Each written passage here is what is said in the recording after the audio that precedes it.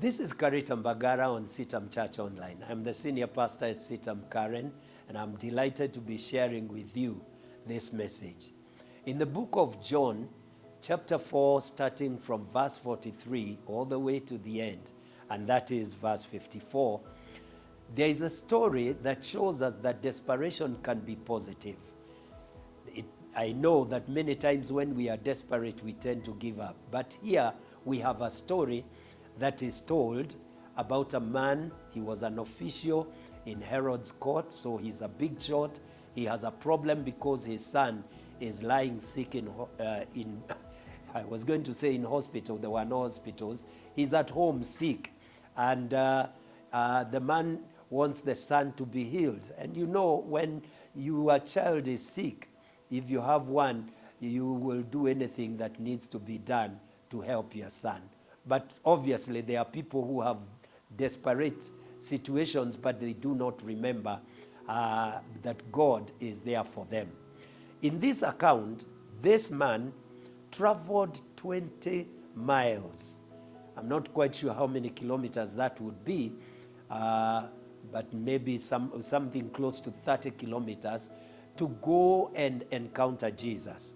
The story starts in that Jesus had come from Samaria, where he had done great things, in that he had preached to the Samaritan woman. The Samaritans had heard his message, and they too had become believers. Before that, Jesus had been in Judea, where he had preached, and he had been received well.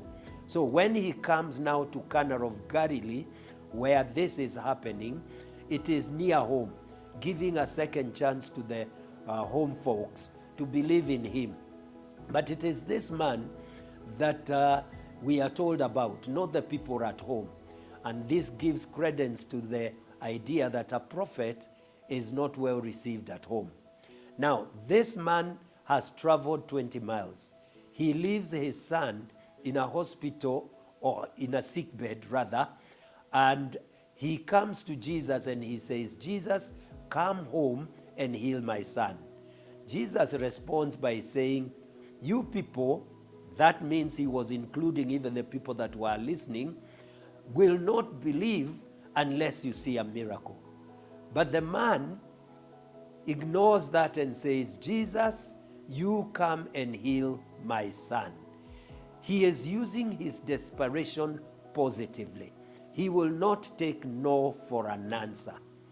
And because of that, he receives a word from Jesus, and who tells him, your son will live, or your son lives.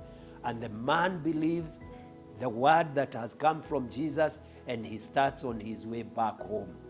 And while he's on the way home, he meets his servants who tell him the son is now well, and he got well yesterday.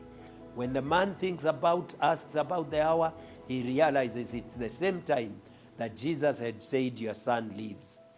I want to say, this man used his desperation in a positive way. And I am here to urge you, don't allow your desperation drive you away from God. Let it drive you closer to God. For his faith in Jesus, he is commended and his account is given.